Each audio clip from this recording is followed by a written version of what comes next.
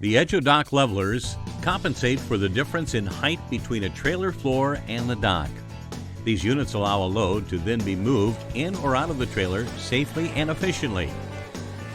Each unit provides a service range of 5 inches above and 5 inches below dock height. The levelers come complete with a 2-inch by 8-inch by 18-inch bumpers and installation instructions.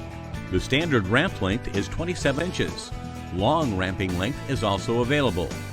The Edge-O-Dock levelers are available in mechanical, hand pump, hydraulic, and electric hydraulic.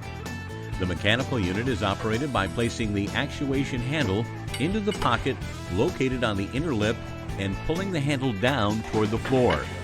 The operator then pushes the handle forward until the lip rests on the truck bed. As the trailer departs, the lip retracts behind the bumper face automatically. The hand pump units use a hand pump system to lift the leveler and extend the lip. The operator rotates the relief valve, allowing the deck to descend and rest on the trailer floor.